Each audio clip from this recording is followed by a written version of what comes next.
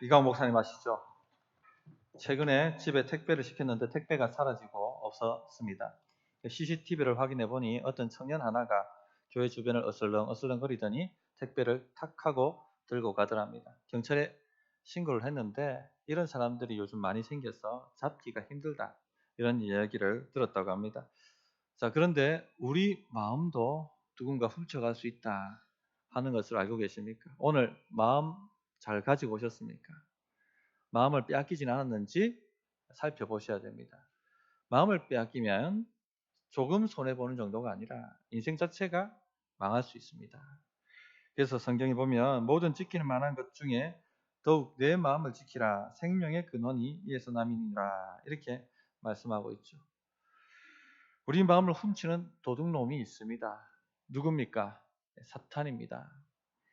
마귀에게 마음을 빼앗기면 인생 나락입니다. 오늘 우리가 살펴볼 이 말씀, 압살롬이 백성의 마음을 훔치는 장면입니다.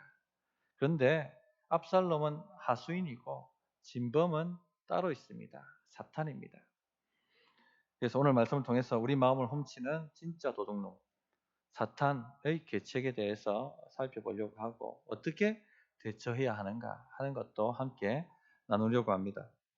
먼저 사탄이 하나님 백성의 마음을 훔친다 하는 것을 꼭 기억하시기 바랍니다. 6절을 보시면 이스라엘 무리 중에 왕께 재판을 청하러 오는 자들마다 압살롬의 행함이 이와 같아서 이스라엘 사람의 마음을 압살롬이 훔치니라, 이렇게 말씀하십니다. 압살롬이 하나님 백성의 마음을 훔쳤습니다. 덕으로 지지를 얻고 인정을 받고 한 것이 아니라 거짓과 위선으로 백성들의 마음을 훔쳤습니다. 자, 거짓과 위선, 냄새가 벌써 나지 않습니까? 근원이 어디서부터 온 것이겠습니까? 하나님께로부터 온 것이 아닙니다. 거짓과 위선은 항상 마귀에게서부터 오는 것입니다. 그래서 배후에 마귀가 있다 하는 것을 우리가 알 수가 있죠. 그래서 이 말씀을 한꺼풀 더 깊이 들어가 보면 압살롬이 백성의 마음을 훔친 것이 아니라 사탄이 하나님의 백성의 마음을 하나님께로부터 훔쳤다, 이렇게 해석할 수가 있습니다. 압살롬이 훔친 것은 표면적으로 다윗에게서 하나님의 백성의 마음을 훔쳤겠지만, 그러나 이스라엘이 어떤 나라입니까? 하나님 나라의 표상이고 모델입니다. 이스라엘의 진정한 왕은 하나님이시죠. 그래서 하나님께서 자신을 대리할 왕을 직접 택하시고 기름 부으셔서 세우십니다. 인간 왕은 하나님을 대리하는 왕일 뿐이죠. 그래서 하나님을 대리해서 하나님의 말씀으로 하나님의 백성들을 섬기고 다스려 가는 나라가 이스라엘입니다. 그런데 이 압살롬이 이스라엘의 마음을 하나님이 세우신 다윗에게서부터 뺏었다, 이 말은 하나님께 대한 반역이고 하나님으로부터 하나님의 백성의 마음을 빼앗은 사건입니다. 즉 하나님의 통치로는 이 시대가 살아낼 수 없다. 하나님의 통치로는 안 먹힌다. 다른 통치를 받아들여야 된다. 지금 이 말을 하고 있는 것입니다. 먼저 압살롬이 자신의 마음을 사탄에게 팔아버렸습니다. 그래서 하수인이 되고 사탄은 그 하수인 압살롬을 통해서 하나님의 백성의 마음을 하나님께로부터 훔치고 있습니다. 성도님들 조심하셔야 됩니다. 지금도 사탄 마귀는 우리 성도님들의 마음을 하나님께로부터 빼앗고 훔치려고 돌아다니고 있습니다. 한 주 동안도 자기도 모르는 사이에 마음을 빼앗긴 분들이 있을 겁니다. 빼앗긴 줄도 모르고 오신 분도 계실 것입니다. 마음을 빼앗기지 않아야 하겠습니다. 성경에 보면 태어나지 않는 것이 더 좋을 뻔했던 사람이 한 사람 있죠. 누굽니까? 가룟 유다입니다.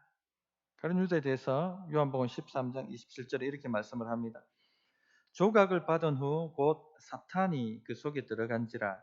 이에 예수께서 유다에게 이르시되 내가 하는 일을 속히 하라 하시니, 가룟 유다 안에 사탄이 들어가서 예수님을 은30에 팝니다. 마귀가 들어가지 않고서 3년 동안 자신과 함께 했던 스승을 팔 사람은 없습니다. 십자가에 내어줄 사람은 없습니다. 제정신으로 그렇게 할 수 있는 사람은 없죠. 마귀가 들어갔기 때문에 그렇게 하는 것입니다. 제정신이 아니고서야 어떻게 아버지께 칼을 들이댑니까? 마귀가 들어갔기 때문에 아버지 앞에 칼을 들이대는 겁니다. 지금 전 남편을 살해한 고 모 씨 그 끔찍하고 잔혹한 사건 때문에 뉴스에 연일 보도가 되고 있는 것을 알고 계실 것입니다. 제 정신을 가지고 어떻게 그렇게 끔찍하게 살인을 할 수가 있겠습니까? 마귀가 들어가지 않고서는 결코 그렇게 될 수가 없습니다. 이스라엘 백성도요, 제 정신이 아니고서 어떻게 다윗에게 반역을 합니까? 다윗을 통해서 엄청난 부를 누리고 또 평화를 누리고 하나님의 통치를 맛봤습니다. 그런데 어떻게 다윗에게 칼을 들이댈 수가 있을까요? 마귀가 들어가지 않고서는 이렇게 될 수가 없는 겁니다. 자, 유다가 예수님을 팝니다. 십자가에 내놓도록 팝니다. 마귀가 들어가서 팝니다. 그러나 이미 그 전에 마음을 빼앗겨 버렸습니다. 마음을 빼앗겼기 때문에 마귀가 들어가는 겁니다. 요한복음 13장 2절에 보면 마귀가 벌써 시몬의 아들 가롯 유다의 마음에 예수를 팔려는 생각을 넣었더라. 벌써 이미 유다의 마음을 빼앗겨 버렸습니다. 마귀에게. 그러니까 마귀가 쑥 들어가서 실제적으로 예수님을 팔도록 행동하게 만드는 것이죠. 초대교회 비극 아나니아 삽비라 이야기를 잘 아실 것입니다. 그 이야기도 마찬가지죠. 사도행전 5장 3절에 보면 베드로가 이르되 아나니아야 어찌하여 사탄이 내 마음에 가득하여 내가 성령을 속이고 땅값 얼마를 감추었느냐. 제정신 아니고서 성령님을 누가 속이겠습니까? 마음을 빼앗겼기 때문에.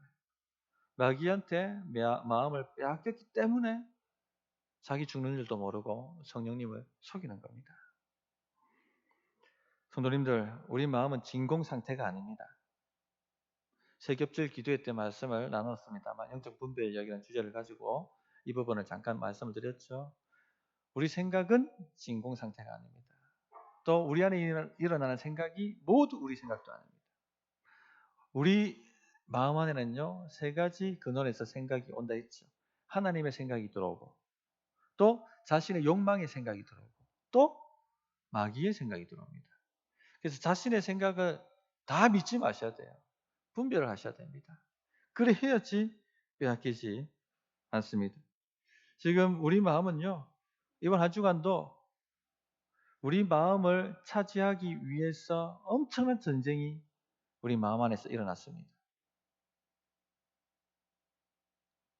마귀가 우리 마음을 차지하고 싶어서 엄청나게 우리 마음 안에서 전쟁을 벌였습니다.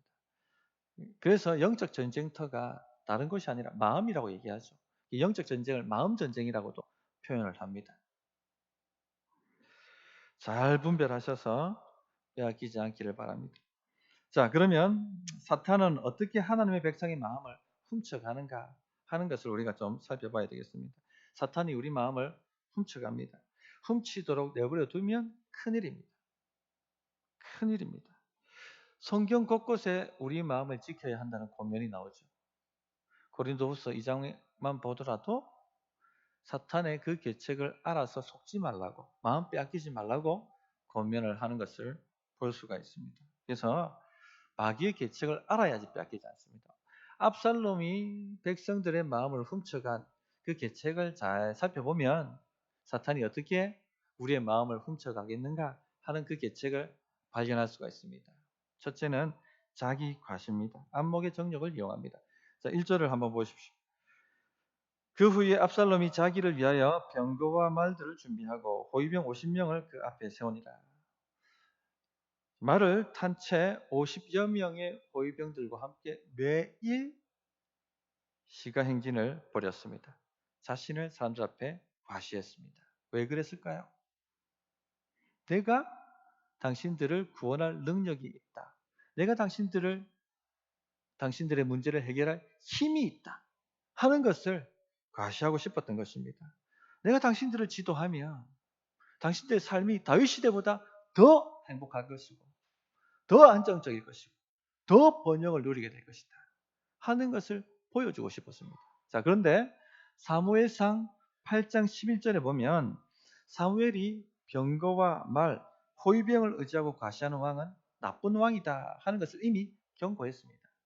이것은 세상 왕들이 하는 방식입니다. 하나님 나라의 왕은 인간 왕이 다스리는 나라가 아니라 하나님이 다스린 참 왕이신 하나님이 다스리는 나라이기 때문에 인간 왕을 의지하는 것이 아니라 보이지 않지만 살아계시는 하나님을 나의 왕으로, 나의 힘으로, 나의 구원으로 의지하는 나라입니다. 그래야 사는 나라입니다. 근데 여기에 흔들리면 안 되겠죠. 근데 사람들은요, 보이는 것, 외모에 흔들립니다. 그것이 힘이 있는 것처럼 보입니다. 그것이 나를 구원할 수 있는 능력이 있는 것처럼 보입니다. 그래서 이 외모에 현혹됩니다. 압살롬은 지난주 말씀드렸습니다만 이미 그의 머리털과 용모로 있어서는 이스라엘의 스타였습니다. 스타. 이 잘생긴 스타가 이 왕이 될 만한 외모를 가진 스타가 매일 말을 타고 잘 빠진 젊은 호위병 50명과 함께 시가 행진을 벌였다고 생각해 보십시오. 사람들의 마음이 쏙 들어갑니다. 험박 빠져 들어갑니다. 이야, 왕이 될 만하네. 와, 압살롬이 왕이 돼야지 이 나라가 되겠어. 압살롬이 왕이 돼야지 우리가 평안하고 우리가 구원받고 우리가 번영할 수 있겠다. 이런 마음이 들어가더라는 겁니다. 힘이 있어 보입니다. 능력이 있어 보입니다. 그런데요, 압살롬 전까지는요, 왕자나 왕이 말을 타고 시위한 적이 없습니다. 뭘 탔습니까? 나귀를 탔어요. 나귀를. 왜? 하나님만 진정한 왕이시다 하는 것을 백성들이 알도록 그렇게 겸손하게 나귀를 탔습니다. 그러니까 예수님도 뭘 타고 오셨어요? 나귀 새끼를 타고 오셨죠. 그런데 압살롬이 최초로 말을 탄 사람입니다.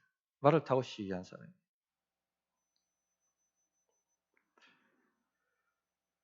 사람들은 그 위용에 빨려 들어가고 그 위용에 압살롬을 의지하고 싶어졌습니다. 지난주도 말씀드렸습니다만 우리는 중심을 보지 않습니다. 잘 보지 않습니다. 외모를 봅니다. 보이는 것에 마음을 바로 둡니다. 영적으로 성숙한 사람도 주의하지 않으면 외모에 마음을 둡니다. 성령께서 도와주시지 않으면 다 보이는 것에 믿음을 둔단 말입니다. 그렇게 마음을 빼앗겨 버립니다. 하나님께서 사무엘 선지자에게 이새의 아들들 중에 기름을 부어서 왕으로 삼으라 이렇게 명령을 하셨죠. 그리고 사무엘이 이새의 아들들을 부릅니다. 그때 장남 엘리압이 들어옵니다. 그것을 보고 완전히 마음을 빼앗겨 버리죠.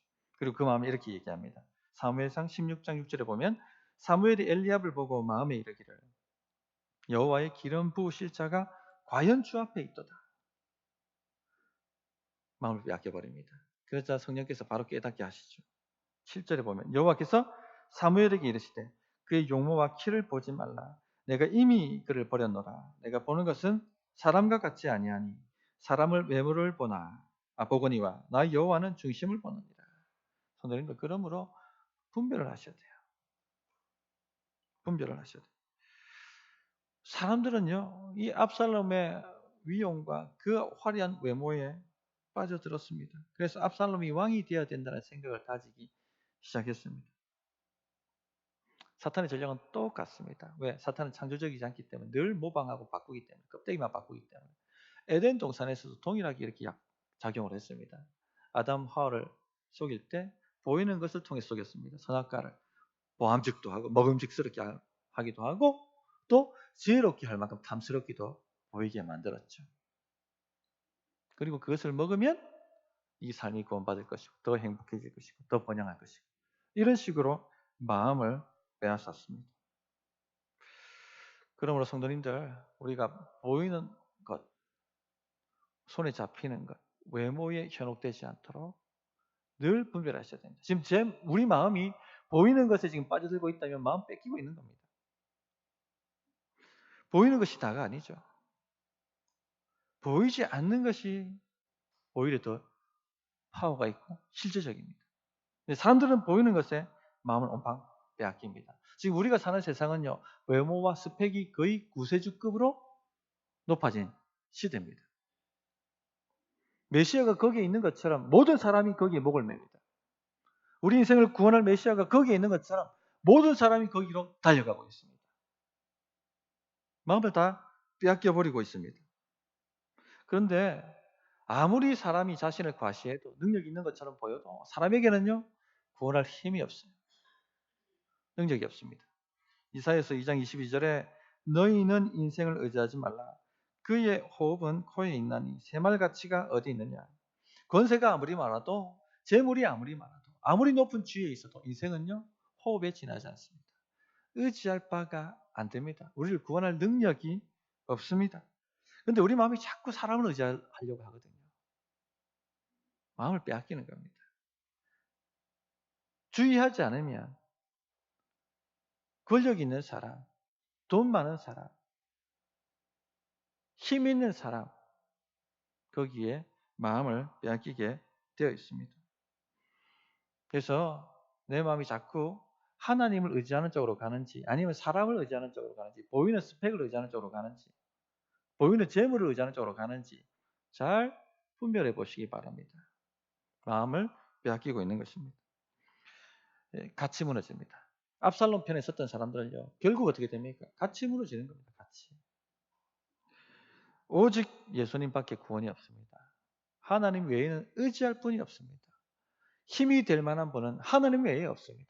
그러므로 마음을 빼앗기지 않기를 바랍니다. 둘째, 그 계책이 뭐냐? 다윗의 통치에 대한 불만을 주장했다는 겁니다. 2절부터 4절에 나와 있습니다.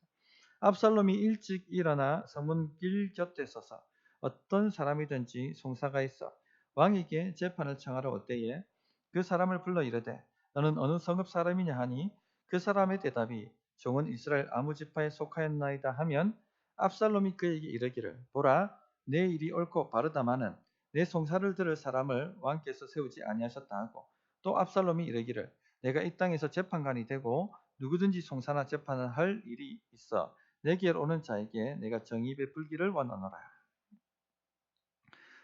이스라엘에게 있어서 성문은요 재판석이 있는 자리입니다.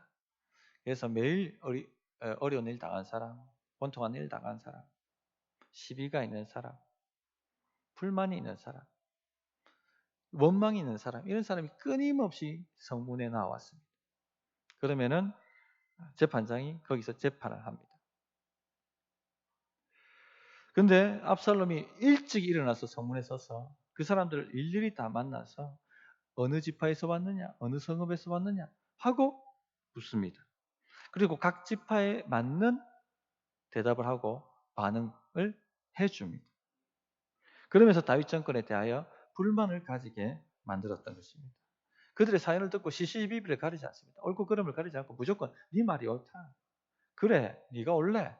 그런데 지금 너의 그 억울한 마음, 너의 그 어려운 일을 해결해 줄 사람을 다윗 왕이 세우지 않았다.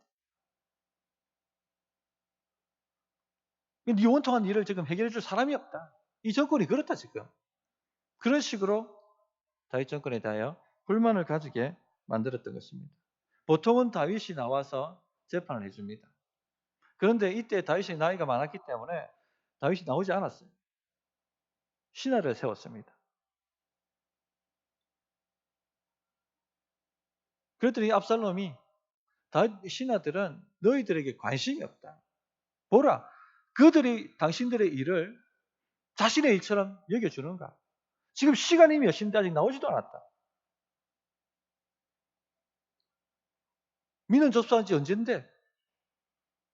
지금 며칠이 지났는데 해결해 주지도 않고. 지금 이 정부가 이렇다. 썩었다, 썩을 대로.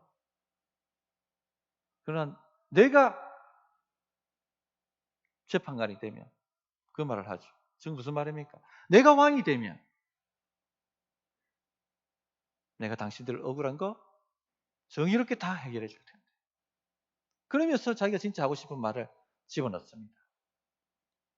보라, 이렇게 일찍 나와서 당신들 생각들, 억울한 것들 다 들어주는 사람이 어딨냐? 내가 왕이 되면 이 정부를 갈아엎어버리면, 그리고 내가 실권을 쥐면 당신들 억울한 거 없어질 것이다. 원통 광고 없어질 것이다.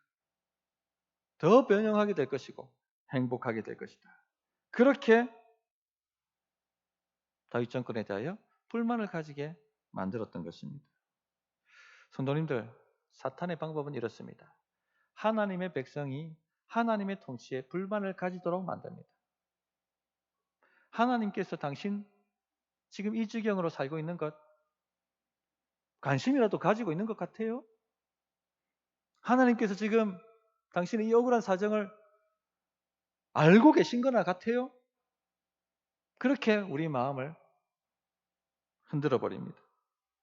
하나님이 살아계시다면, 하나님이 정말 나를 사랑하시고 내 삶에 관심을 가지고 계시다면 어떻게 내 삶이 이 지경이 되도록 내버려 두시겠는가? 이런 식으로 들어오게 되는 것입니다. 기억해 보십시오, 성도님들. 이스라엘 백성들이 광야 생활하면서 늘 했던 게 뭐죠? 원망과 불평입니다. 하나님 통치에 대한 원망과 불평이에요. 만나를 주면 만나를 준다고 불평하고, 물이 없으면 왜 물이 없느냐고 지금 불평하고, 길이 어려우면 왜 이렇게 힘든 길로 내 인생을 인도하느냐고 불평 원망하고, 하나님의 통치에 대하여 늘 원망과 불평을 했던 민족이 광야 이스라엘 백성들이었습니다. 마귀가 그렇게 하는 거예요. 하나님의 통치와 다스림에 대하여 불평하고 불만하고 그렇게 마음을 빼앗는 것입니다. 혹 성도님들, 하나님 통치에 불만을 가지고 계시지 않습니까? 하나님께서 우리의 힘든 사정을 몰라주신다고 생각하고 계시지는 않습니까? 하나님이 어떻게 나한테 이러실 수가 있나? 이런 마음이 들고 있지는 않습니까? 열심히 오랫동안 기도했는데 응답은 고사하고 상황이 더 안 좋게 되어가는 것처럼 보일 때, 내가 얼마나 대역죄인이라고, 내가 뭐 그리 큰 죄 지었다고 이런 식으로 고통을 주나, 이런 마음이 들지는 않습니까? 마음 빼앗기고 있는 것이에요. 하나님의 통치에 대하여 불만을 가지게 만드는 것입니다. 지금 뭐가 이런 마음이 지금 들고 있다면 지금 뭐가 흔들리고 계시냐면요, 하나님은 언제나 내게 선하시다 하는 믿음이 흔들리는 겁니다. 하나님은 언제나 우리에게 최선을 주시는 분이세요. 그런데 그 믿음이 흔들리기 때문에 다른 왕을 세우자는 겁니다. 다른 걸 의지해보자는 겁니다. 지금 내가 어떤 상황에 처해 있든지 간에, 이번 한 주간 동안 어떤 영적 싸움을 싸우셨든지, 어떤 어려운 일을 당하셨든지, 어떤 고난 구조에 들어가 계셨든지, 그 상황 속에서 하나님은 내게 언제나 선하시다 하는 것을 믿고 흔들리지 마시기 바랍니다. 이게 지키는 거예요, 마음을. 하나님 통치를 믿는 겁니다. 그런데 사람들이 흔들렸죠. 죽겠다고 원망하고 불평하고.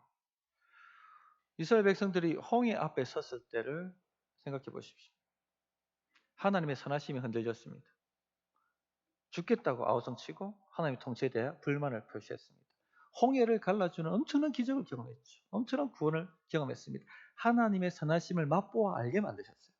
하나님은 하나님의 선하심을 맛보아 알게 만듭니다. 그런데 곧 광야로 들어가서 물이 없을 때 어떻게 합니까? 뭐가 흔들립니까? 하나님은 내게 선하시다 하는 게 또 흔들려 버려요. 이게 흔들리면 안 됩니다. 이게 마음 뺏기는 겁니다. 마음을 도둑질 당하는 겁니다. 이번 한 주간 동안 마음이 우리 안에 있었습니까? 아니면 도둑질 당했습니까? 흔들렸습니까? 안 흔들렸습니까? 걱정과 염려도 왜 합니까? 하나님이 안 해주실 것 같으니까. 마음이 빼앗겼습니까? 안 빼앗겼습니까? 살피셔야 돼요. 도둑놈이 훔쳐갔는지 찾아야 될 거 아닙니까? 마음 빼앗기면 다 무너지는데. 그 하나님의 통치에 대한 불만은요, 교회에 대한 불만으로도 나타납니다. 광야 백성들이 표면적으로 누구한테 불만을 표시했어요? 모세, 지도자에게 표시했죠. 마찬가지로 교회에 표면적으로 불만을 표시할 수 있습니다. 그런데 그것이 하나님께 대한 불만이 아니라고 착각하시는데 불만이에요. 원망과 불평입니다. 마음 빼앗기는 겁니다. 물론 행정적 착오나 실수로 불만이 생길 수가 있습니다. 초대교회 구제사역에 있어서 소외되는 사람들이 있었죠. 행정적인 실수입니다. 그것 때문에 불만이 생길 수 있습니다. 그러니까 초대교회는 어떻게 합니까? 빨리 집사들 세워서 그 문제를 해결해 주죠. 근데 그런 거 말고 그냥 까닭 없이 이래도 불만 저래도 불만인 사람들이 있다는 얘기예요. 마음 빼앗기는 겁니다.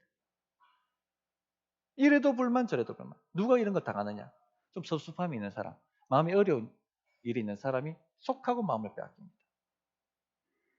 잘 분별하셔야 됩니다. 자꾸 자기한테 불만이 일어난다면 질문을 스스로 얘기해 보셔야 돼요. 왜 나는 이런 불만을 가질까? 이 근원은 뭘까? 이 질문만으로도 분별이 탁 됩니다. 셋째, 그 계책이 뭐냐? 감성적 접근을 했다는 겁니다. 5절을 보십시오.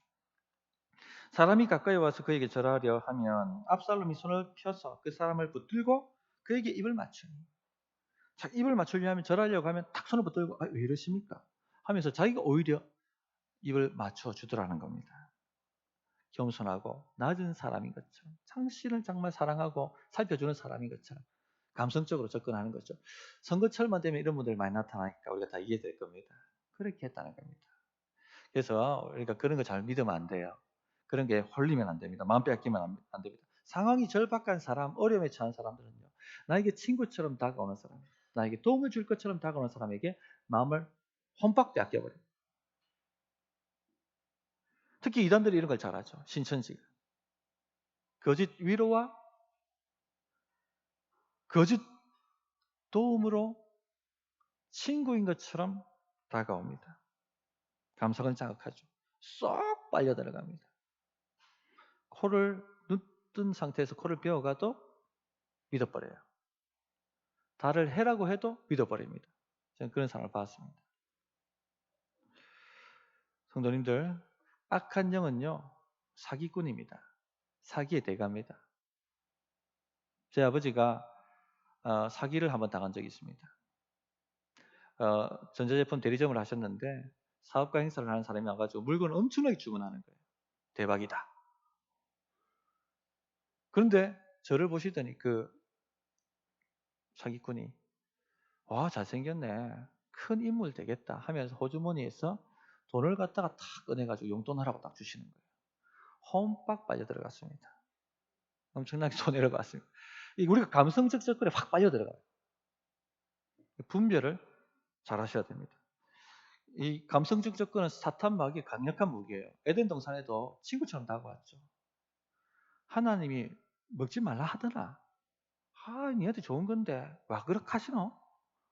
감성적으로 위해 주는 척, 걱정해 주는 척, 홈빡 빠져 들어갑니다. 그러므로 이와 같은 전략에 말려들지 않기를 바랍니다. 자, 그러면 어떻게 대처해야 되는가?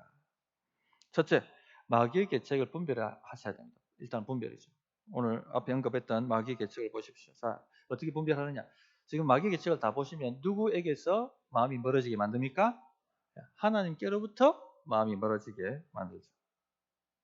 그래서 우리 마음이 하나님께로 멀어지느냐? 아니면 하나님께 더 가까이 가느냐? 하나님을 더 의지하느냐? 아니면은 다른 걸 더 의지하느냐? 이 질문만 딱 내려봐도 분별이 딱 됩니다. 지금 내 마음이 빼앗기고 있구나 하는 것이 바로 분별됩니다. 성도님들, 마찬가지로 교회에서 나를 멀어지게 만드느냐 아니면 교회에 더 가깝게 만드느냐 이것으로도 질문해 보시면 됩니다. 교회에 더 가깝게 만드는 것은 하나님이시고 교회로부터 더 멀어지게 만드는 것은 아무리 좋은 것이라도 마귀가 주는 것입니다. 청년 하나가 제게 왔었어요. 직장이 2곳에 취직을 했습니다. 합격을 했습니다. 목사님, 한 곳은 페이도 많고 또 미래로 봤을 때는 괜찮은 직장입니다. 괜찮은 회사입니다. 그런데 주일 성수하기가 좀 어렵습니다. 한 곳은 페이가 고만고만한데 근데 미래를 좀 이렇게 장담할 수가 없습니다. 그런데 주일 성수는 잘할 수 있습니다. 목사님, 어디를 택해야 되겠습니까? 하고 질문했습니다. 자, 성도님들, 답이 뭘까요? 네, 질문 한 가지죠. 교회에서 멀어지게 만드느냐, 가까워지게 만드느냐. 아무리 좋은 것이라도 나를 하나님께로부터 멀게 만들든지 교회로부터 멀게 만들면요, 독약입니다. 먹는 순간 미끼예요. 무너집니다. 보기에 별것 아닌 것 같은데 하나님께 나를 더 가까이 만드는 것이라면 그게 바로 진짜입니다.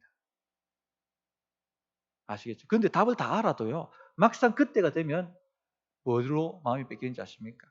먹음직스럽고 보암직스럽고 지혜롭게 할 만하고 나를 번영하게 할 만한 것, 거기에 마음이 가버린답니다. 그게 조심하셔야 돼요.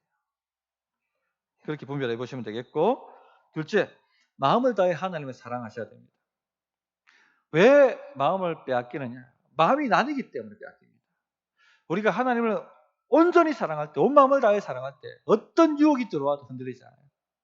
어떤 것을 가지고 와도 마음을 빼앗기지 않습니다. 그런데 우리 마음이 빼앗겼다는 것은요, 하나님을 향한 온 마음을 다한 사랑이 나뉘어졌다는 거예요. 마음이 나뉘어졌다는 거예요. 언제나 그래요. 그 마태복음 6장 24절에 보면 한 사람이 두 주인을 섬기지 못할 것이니 혹 이를 미워하고 저를 사랑하거나 혹 이를 중히 여기고 저를 경히 여김이라. 너희가 하나님과 재물을 겸하여 섬기지 못하리라. 마음이 나뉩니다. 마음이 나뉩니다. 그래서 온 마음을 다해 하나님을 사랑할 수 있도록 기도하시기 바라고. 셋째, 진리로 자신의 마음에 말을 많이 거셔야 됩니다. 그것이 마음 지키는 방법입니다. 우리가 좀 전에 말씀드렸습니다만 알아도 마음 빼앗깁니다. 보암직도 하고 지금 당장 나에게 뭐 번영을 줄 것 같은 이것을 사람이 택하지, 그렇게 안 보이는 걸 택하지 않거든요. 알아도 마음이 이쪽에 빼앗기게 되어 있습니다. 어떻게 마음 지켜야 되는지 아십니까? 진리로 내 마음에 말을 걸어야 돼요. 자, 우리가 홀릴 때 어떻게 홀립니까? 왜 알면서도 왜 당하냐면요, 영이 역사하기 때문에. 우리가 사기꾼 알면서도 왜 당합니까? 영이 역사하기 때문에 홀립니다. 진짜 그런 것 같아요. 영이 홀릴 때 어떻게 합니까? 한쪽에서 탁 길을 당기죠. 그럼 막 얘기를 합니다. 그러면 막 온 마음이 글로 가요. 그래, 그렇지. 그러면 옆에서 누가 한마디 딱 해주면 정신이 차려집니다. 정신 차려! 여기서 정신 차려! 이러면 딱 하고 깨요, 마음이. 내가 왜 그 마음 먹었던 거야? 근데 우리 마음이 일어나는 일 누가 합니까? 누가 그걸 해줍니까? 내가 해줘요, 내가 해줘. 자기 마음이. 제가 유튜브에서 영상을 하나 봤는데요. 다시 찾아보려고 했는데 찾아볼 수는 없었습니다. 어떤 영상이었냐면 할아버지 한 분이 손자를 데리고 장을 보시는데 손자가 이거 사달라고 이 과자 사달라고 떼를 쓰고 오는 거죠. 이 장난감 사달라고 떼를 쓰고 오는 겁니다. 근데 그 할아버지가 분노하지도 않고 아주 태연스럽게 침착하게 모든 걸 다 빨리 마무리하고 자리를 뜨는 겁니다. 근데 그분이 어떻게 하셨냐면 아마 존 이름을 존이라고 칩시다. 존, 괜찮아. 조금만 참아. 조금만 참으면 금방 집에 갈 거야. 조금만 참아. 이런 식으로 막 달래더랍니다. 그래서 그 모습을 본 어떤 분이 너무 감동을 받아가지고 그 할아버지를 뵙고 어떻게 그렇게 아이를 잘 다루십니까? 하고 질문을 했답니다. 그랬더니 그 할아버지 하시는 말씀이 존은 이 아이 이름이 아니고 제 이름입니다. 아시겠어요? 제가 무슨 말 하는지 아시겠어요? 누구 마음을 다스리고 있었던 거예요? 자기 마음. 말을 거는 겁니다. 자기 마음. 이게 방법이에요. 내 영혼아 어찌하여 내 속에서 불안하여 하는고. 마음을 다스리는 겁니다. 이게. 우리는 진리로 자기 마음에 말을 거셔야 됩니다. 걱정과 염려가 많이 내게 왔다. 말을 거셔야 돼요. 내 영혼아 하나님은 내게 선하시다. 내게 필요한 것을 공급하신다. 걱정하지 마라. 곧 해결될 것이다. 곧 끝날 것이다. 조금만 참아라. 그렇게 말할 것이야 돼요. 어렵고 지금 힘든 상황 속에서 상황이 안 좋아져 있습니까? 그러면은 온갖 유혹이 자기 마음에 들어올 것입니다. 자기 마음에 진리를 말씀하셔야 돼요. 수요, 좀 참자. 조금만 참으면 곧 해결된다. 이런 식으로 자신의 마음에 말을 거셔야 되는 겁니다. 그렇게 마음을 지켜나갈 수가 있습니다. 성도님들, 어떻게 대처해야 될지 말씀을 나누었습니다. 말씀을 정리하겠습니다. 사탄은요, 하나님의 백성의 마음을 훔칩니다. 지금도 훔치고 싶어서 틈을 보고 있다 하는 것 아시기 바랍니다. 그 계책을 알지 못하면 빼앗겨버립니다. 눈 뜨는 상태에서 코 베어가도 모릅니다. 달을 해라고 해도 믿어버립니다. 마귀가 어떻게 우리를 속이는지 그 계책에 대해서 말씀을 드렸습니다. 하나님께로 멀어지게 만들고 있는지, 교회로부터 멀어지게 만들고 있는지 하는 것을 잘 살펴보십시오. 그리고는 그 근원이 어디서부터 오는지를 발견하시기 바랍니다. 그래서 이번 한 주간도 끼어서 이 전쟁에서 승리해 보시기 바랍니다. 아멘이십니까? 한번 자기한테 이렇게 말을 한번 나중에 걸어보세요. 그러면은 진짜 우리 마음이 얼마나 치열한 영적 전쟁터인지를 깨닫게 되실 겁니다. 어떻게 응답해야 될지 1분간 기도하겠습니다.